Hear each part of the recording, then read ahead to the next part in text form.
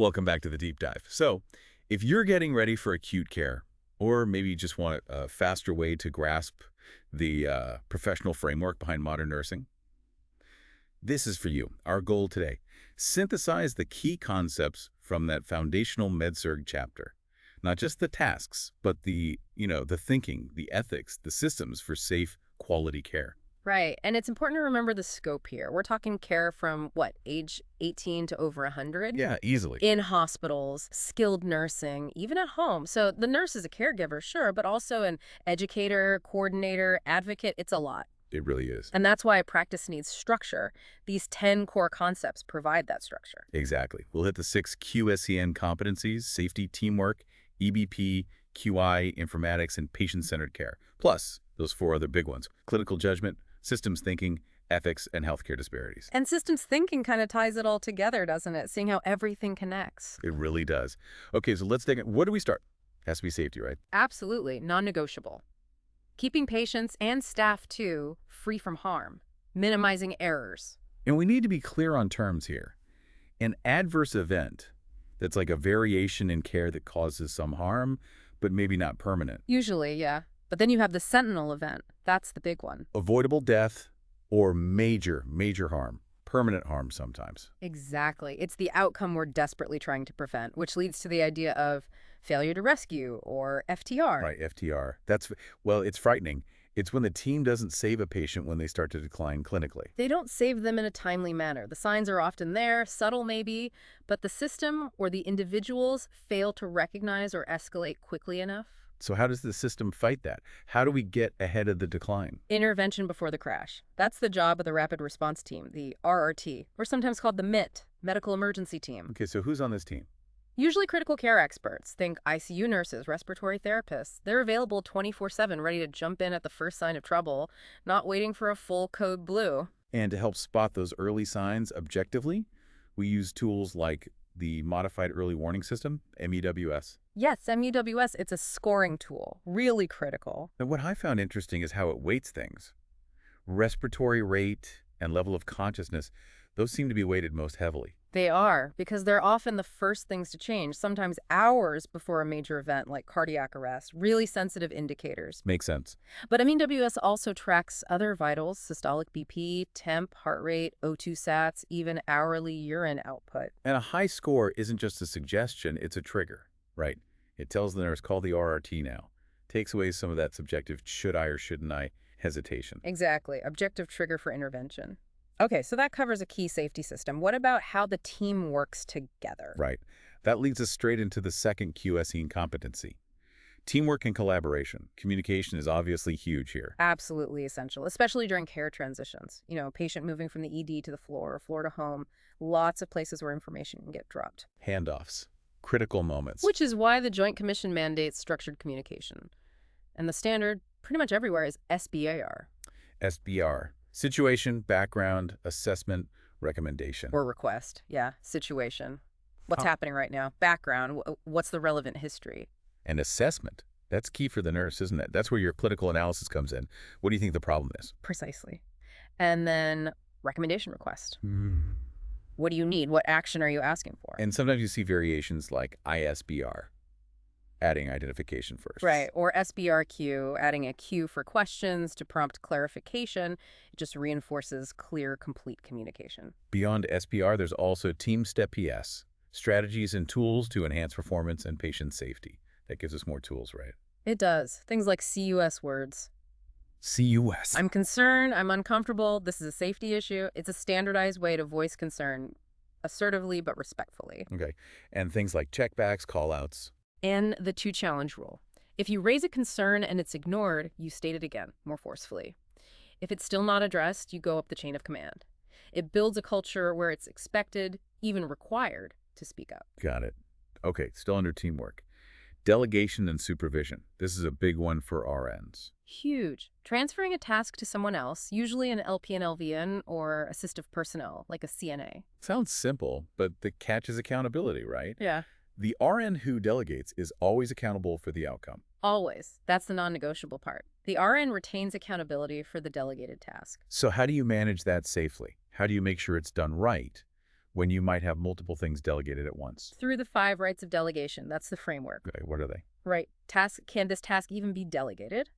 Right circumstances, is the patient stable? Are the resources available? Right person, is the delegate competent and qualified? Right communication and clear instructions, limits, expectations. And right supervision, appropriate monitoring, evaluation, and feedback. That right supervision piece seems crucial. It's not just handing off the task. Not at all. If you delegate vitals, you need to make sure the AP knows the technique and the parameters for reporting abnormalities. And then you, the nurse, have to follow up, check the results, assess the patient. It's active supervision. Right. Okay, so we've covered safety systems and teamwork communication, what drives what we do. That feels like evidence-based practice and quality improvement. Exactly. QSEN competencies 3 and 4. Evidence-based practice, or EBP, is about integrating 3 things: the best current evidence from research, the patient's own preferences and values, Right, patient-centered. and the nurse's own clinical expertise and judgment. It's a blend. So how do we know what the best current evidence is? That's where the levels of evidence, the LOE pyramid, comes in. Think of it visually. At the very top, level 1, you have systematic reviews and meta-analyses. That's considered the strongest evidence because it synthesizes multiple high-quality studies. Okay, so level 1 is the gold standard. But you mentioned patient preference. What if the best evidence suggests one thing, but the patient wants something else? That's attention, right?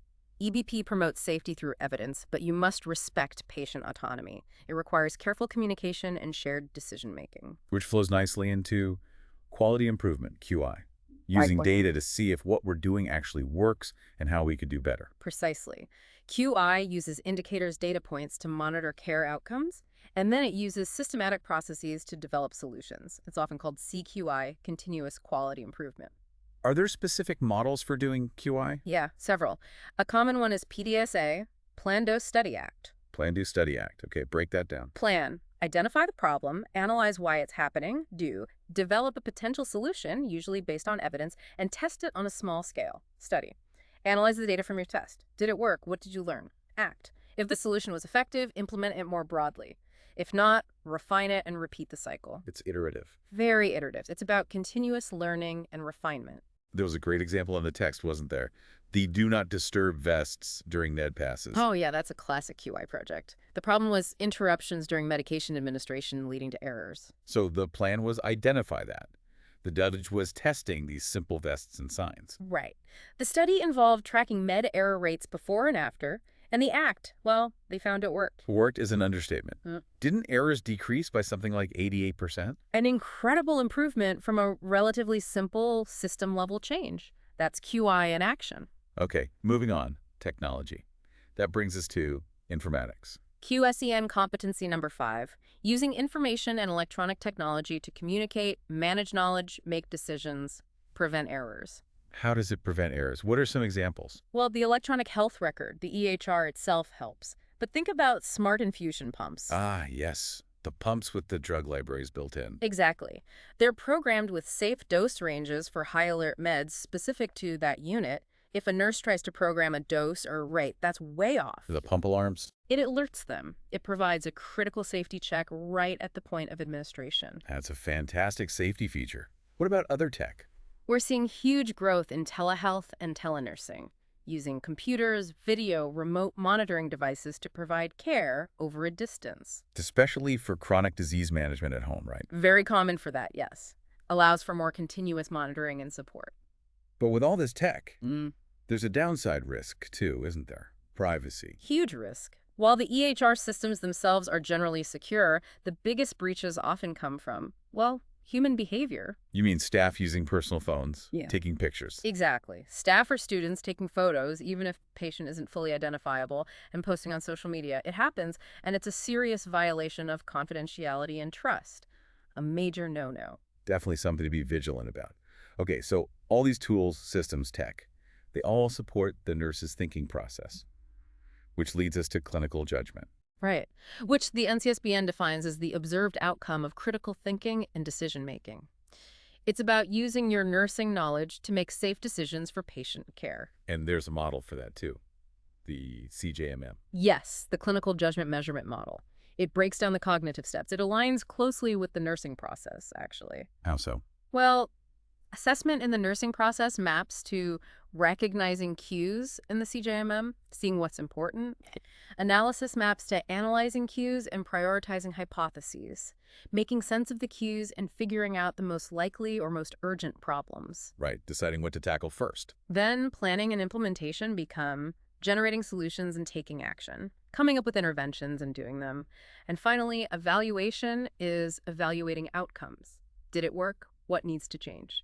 It emphasizes that continuous loop of thinking and reassessing. That makes sense. It formalizes the thinking process. And that thinking has to happen within an ethical framework, doesn't it? Absolutely. That brings us to ethics. Considering what's right and wrong when you're using that clinical judgment. And the foundation is respect. Respect for persons. Treating patients as individuals with inherent worth and the right to make their own decisions. Which is operationalized through specific ethical principles. Yes. There are 6 key ones. Yes, 6 core principles guide nursing practice. First, autonomy. The patient's right to self-determination to make informed choices about their own care. Informed consent falls under that. Definitely. Then beneficence, the duty to do good, to promote positive actions to help others. And its counterpart, nonmaleficence. Right. Primum non nocere. First, do no harm, preventing harm, ensuring well-being. Critically important. Okay, 3 more. Fidelity, keeping your promises, being faithful to your obligations and commitments to the patient. Veracity, simply telling the truth. And the last one addresses fairness on a broader scale. Social justice. This principle deals with equality and fairness, treating all people equitably, regardless of their age, race, gender identity, socioeconomic status, whatever. Access to care for all.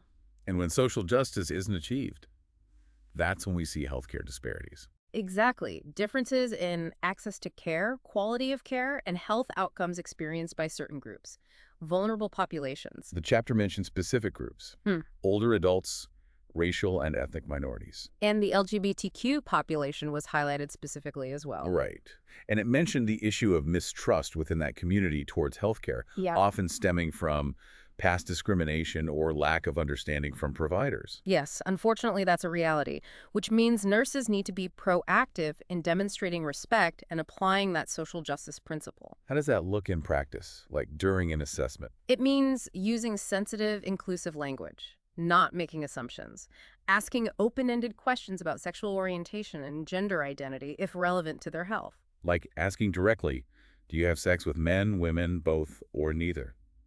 Rather than assuming based on appearance or marital status. Exactly. It's about acknowledging the person's identity and experiences respectfully as part of providing holistic, competent care. Avoiding assumptions is key.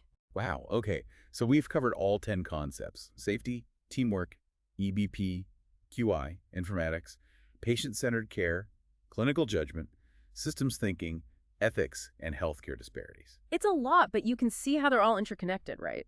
Clinical judgment relies on informatics and informed safety. Teamwork is essential for QI. Ethics underpins everything. They really weave together.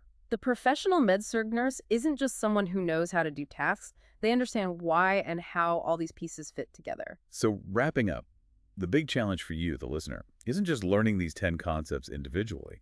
It's developing that systems thinking. Yeah, that ability to see the whole picture. To see how the RRQ policy connects to SBAR communication, which relies on clinical judgment, which must be guided by ethics, all while considering evidence and potential disparities for each individual patient. It's that holistic view, understanding the interplay between all these parts. That's what really elevates nursing practice. It's seeing the whole machine, not just the gears. Well, thank you for diving deep with us today into this blueprint for professional nursing. Keep connecting those dots. Absolutely. Keep integrating these concepts, keep thinking critically, and keep learning. We'll catch you on the next deep dive.